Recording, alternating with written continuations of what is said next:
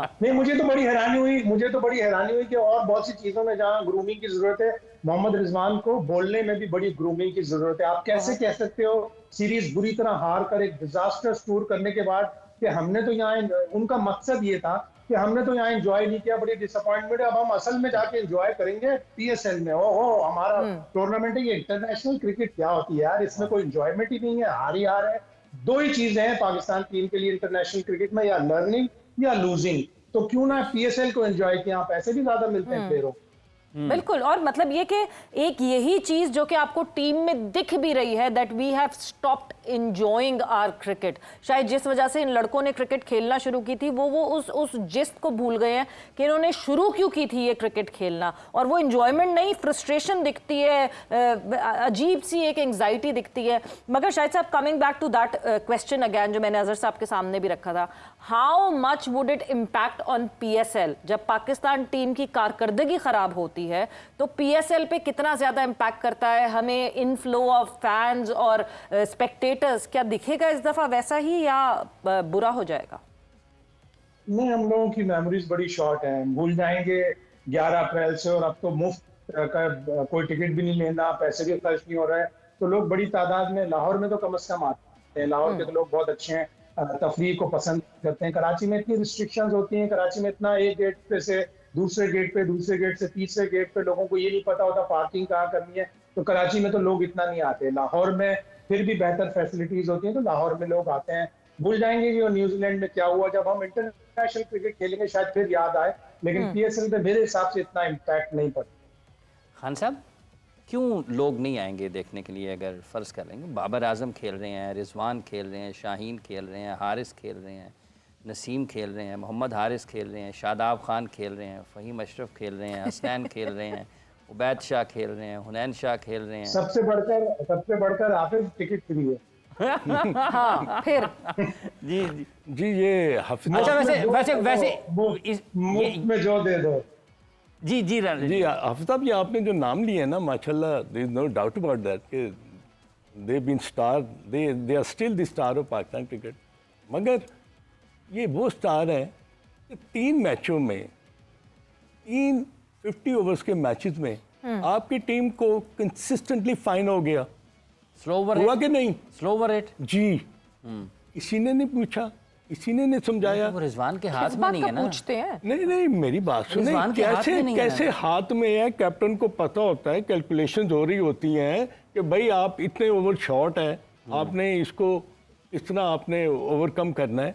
अब पता, कोई पूछने वाला नहीं है, कोई समझाने वाला नहीं है कि भाई कंसिस्टेंटली 3 मैचों में, पहले मैच में 2 ओवर हुए जिसमें 10% आपको फाइन हुआ, फिर 1 ओवर हुआ 5%, फिर 1 ओवर हुआ 5%। कहाँ पर ये लिखा है कि आप ही ने, क्या न्यूजीलैंड नहीं खेल रही थी, उनके क्यों नहीं कम ओवर हुए? मुझे बताएं ना। क्यों नहीं हुए? हाँ, इसलिए कि उनको पता है कि अगर 4 मिनट में ओवर हमने करना है तो वो ओवर हमने विदिन 4 मिनट से ख़त्म करना है। आपने मूवमेंट आपकी जो है अकॉर्डिंग टू द सिचुएशन, कि आपने भागकर करना है, तेजी से करना है, जिस तरह भी करना मतलब है। आपने एक्टिव रहना फील्ड में, Absolutely, फौरी तौर पर absolutely। बॉल आपने और आपने अपने जो नंबर ऑफ ओवर्स हैं उसकी कैलकुलेशन में, आपके जहन में, कैप्टन के जहन में, और बाहर जो आपका थिंक टैंक बैठा है वो आपको नर्चर करता है कि भाई इतने ओवर कम है, आपने इन ओवर को जल्दी। आप स्पिनर खिलाते हैं, स्पिनर तो ओवर कर लेगा ना सवेरा, मगर जब आप फास्ट बॉलर्स से अपनी बॉलिंग करवाते हैं तो मुझे बताएं कि वो फास्ट बॉलर्स किस तरह अपने ओवर कंप्लीट करेंगे when they are not quick in the field. Azhar साहब, ये आदतें लगती हैं डोमेस्टिक में। आप अगर हमारे डोमेस्टिक उठा के देखें, आपको पता चलेगा कि कितने डिले इनिंग खत्म होती है, एक इनिंग में कितने और टाइम ज़्यादा लेती हैं टीम्स। तो जाहिर सी बात है, अगर ये हमने अपने डोमेस्टिक में ही अपने उन कैप्टन्स को, अपने उन फास्ट बॉलर्स को, अपने प्लेयर्स को नर्चर नहीं किया हुआ, तो वो इंटरनेशनल सिनेरियो में भी जाके एग्जैक्टली वही काम करेंगे। मगर एक चीज़, शायद साहब आपकी तरफ मैं आऊँगी, बहुत ही ईजिली आकिब जावेद साहब ने जब चैंपियंस ट्रॉफी का इख्तिताम हुआ और प्रेस कॉन्फ्रेंस की, तो बहुत ही ईजिली एज को एक रीज़न बनाया। और उसके बाद जब हम एज की बात करते हैं तो फिर अब वो न्यूजीलैंड में क्या रीज़न बनाएंगे, ये देखना बहुत ज़रूरी है। आकिब जावेद ने क्या कहा था उस प्रेस कॉन्फ्रेंस में, आपको दिखाते और सुनाते हैं। और जो है, जिस तरह जो आकिब जावेद साहब ने बात की थी, उनका कहना यही था कि बहुत इनएक्सपीरियंस हमारी साइड है, और उस इनएक्सपीरियंस साइड के बाद अगर मैं अब न्यूजीलैंड ओडीआई में देखती हूँ, मैं T20 की बात ही नहीं करती, ओडीआई के एक्सपीरियंस पे बात करते हैं, तो कितना डिफरेंस था पाकिस्तान टीम के एक्सपीरियंस का और न्यूजीलैंड टीम के एक्सपीरियंस का।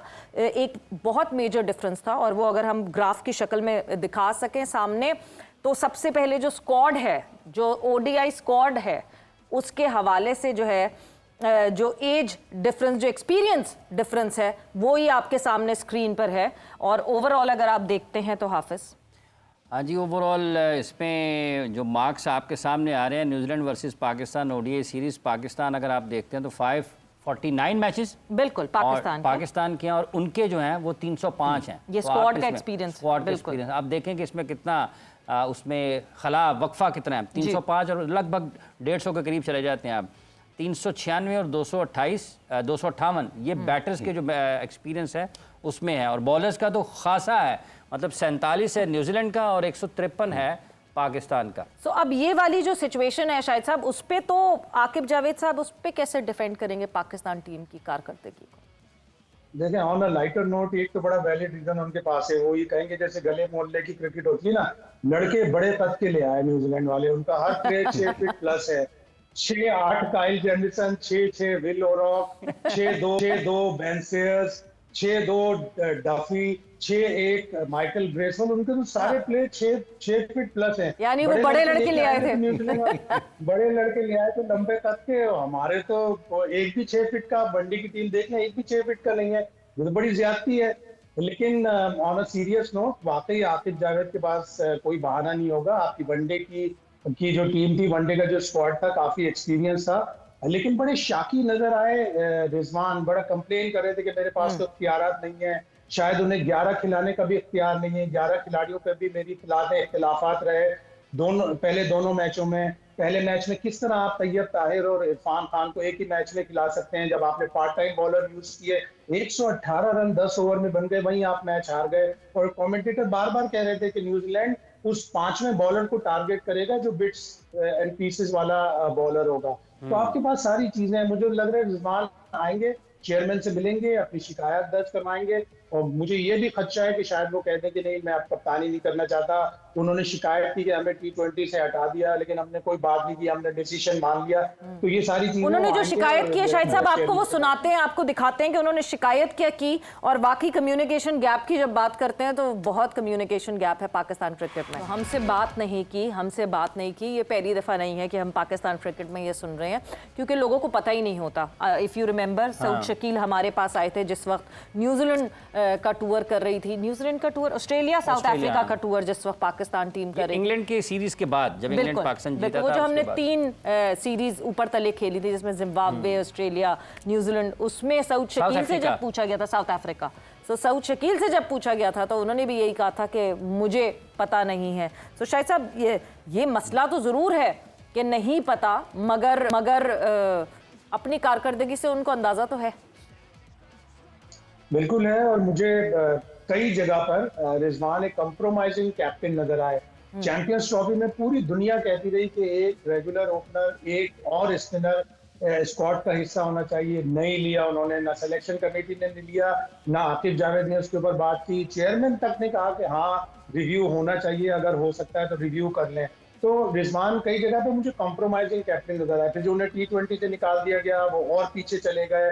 अब हमें ये सोचना है कि आया रिजवान और बाबर हमारी T20 प्लानिंग का हिस्सा होंगे या नहीं होंगे, ये सारी चीजें सोचनी है। तो पाकिस्तान क्रिकेट बोर्ड को अपने ये 5 मेंटोर्स हैं और बहुत से प्लेयर्स बुलाकर एक अकाउंटेबिलिटी टाइप की करनी चाहिए कि एक टीम वाइट बॉल की जो ऑस्ट्रेलिया में जाके ऑस्ट्रेलिया से जीतती है, साउथ अफ्रीका को उनकी तारीख की पहली वाइट वॉश करती है सीरीज में वनडे की, वो कैसे एकदम से पीछे चली गई कि ट्राई सीरीज में एक ही मैच जीता, चैंपियंस ट्रॉफी में दोनों मैच हार गए, सिलेक्शन की बेकायदगियां हुई, कप्तान को इख्तियारात नहीं है। तो ये सारी चीजों का अहाता करना पड़ेगा और हमारी क्रिकेट और भी पीछे जाए।